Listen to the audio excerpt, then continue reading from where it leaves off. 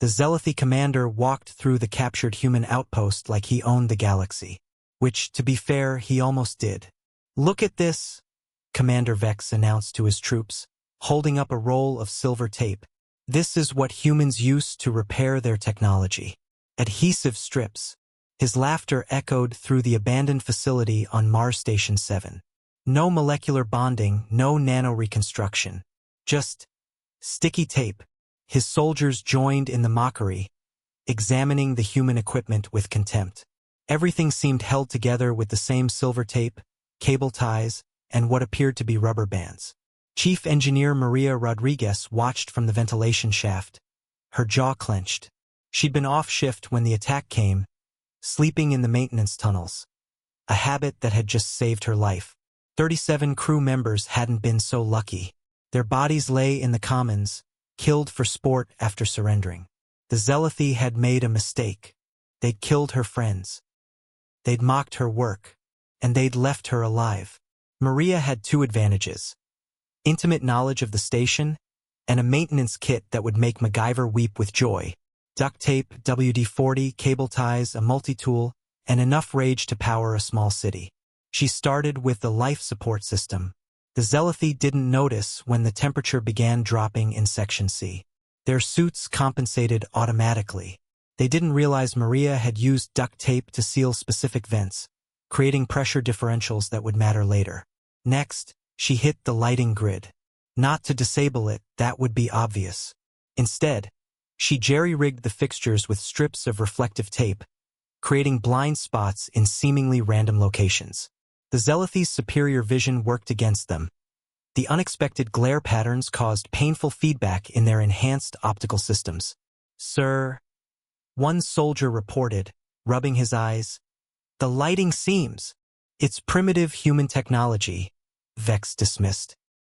"Ignore it." Maria smiled grimly from her hiding spot. Phase 3. The station's artificial gravity operated on rotating segments. Using cable ties and her multi-tool, Maria created tiny imbalances in the rotation mechanisms. Not enough to trigger alarms, just enough to make the Zealothy slightly nauseated. Their inner ear equivalents, she'd noticed, were more sensitive than humans. By hour 6, the invaders were uncomfortable but couldn't pinpoint why. That's when Maria started her psychological warfare. She'd found the PA system's maintenance override, a feature the Zealothy's advanced hacking hadn't detected because it was purely mechanical. A few strips of duct tape to hold down manual switches, and suddenly the station filled with sound. Not alarms, not warnings, music. Specifically, Baby Shark on endless repeat, volume subtly increasing every loop. "Turn it off," Vex roared, but his technicians couldn't find the source.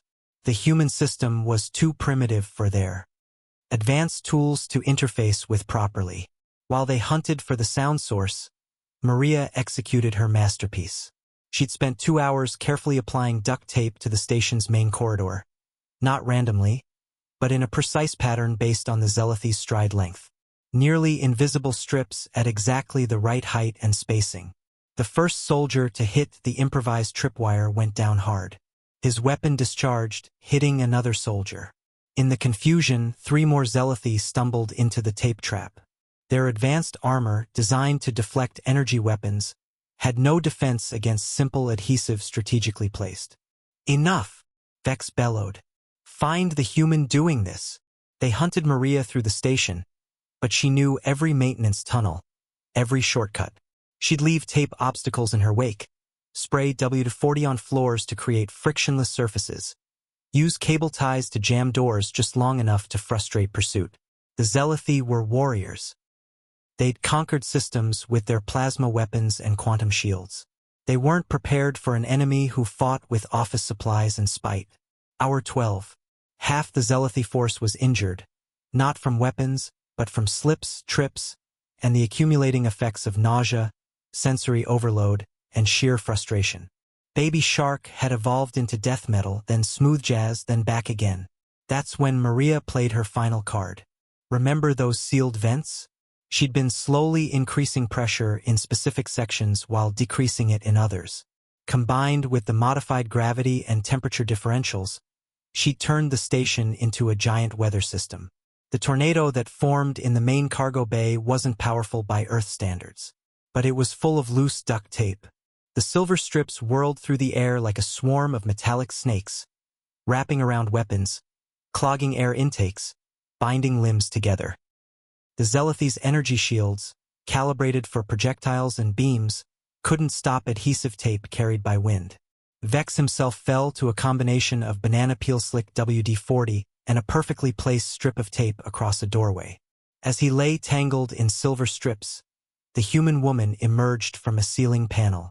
"Still think our technology is primitive?" Maria asked, holding her half-empty roll of duct tape like a weapon. "This is impossible," Vex gasped.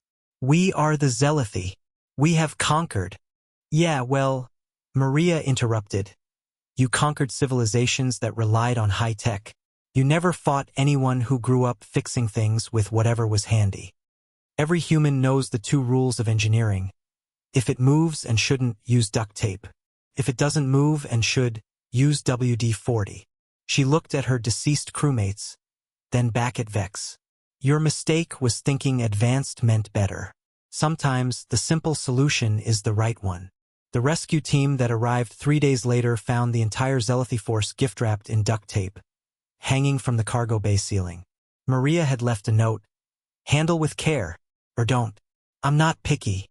The story spread across the galaxy like wildfire.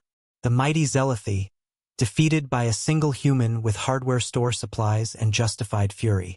Their empire crumbled within months, other species realizing that if humans could do that with duct tape, what could they do if they were really trying? Maria received medals from Earth's government, but she turned down the publicity tours. "I've got a station to repair," she said, "and I'm almost out of duct tape."